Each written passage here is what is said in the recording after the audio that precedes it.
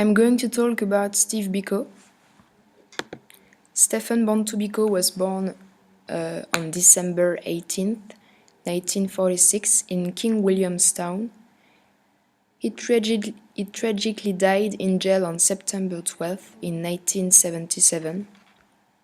The policeman said that he died of a hunger strike, but actually he was beaten up, and instead of bringing him to the closest hospital, the force decided to take him to the Pretoria hospital about 1,000 kilometers away.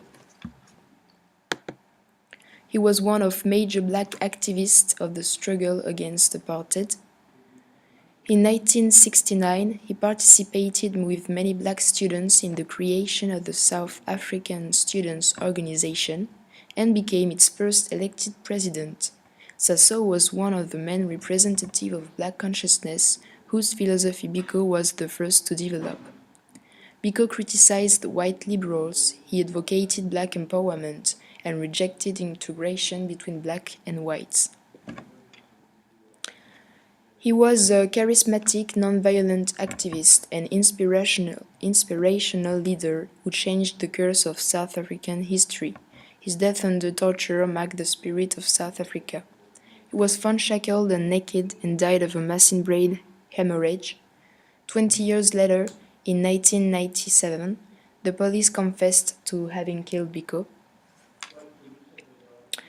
For him, the blacks cannot break free of apartheid politically unless they stop feeling inferior to whites. The idea that blacks can determine their own destiny had a great impact when apartheid laws were at the peak of their implementation.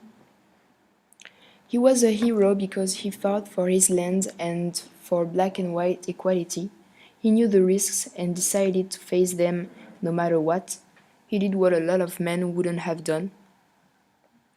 He was the voice of a whole people and sacrificed his life for the cry of freedom.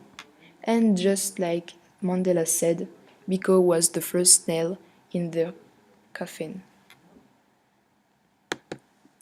Cry Freedom is a great movie that traces Steve Biko's life. It is based on the novel by Donald Woods, The Life and Death of Steve Biko.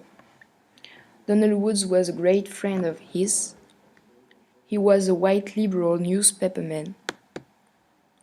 This is a picture of Steve Biko in front of the court. And this one is a picture of Donald Woods and Steve Biko.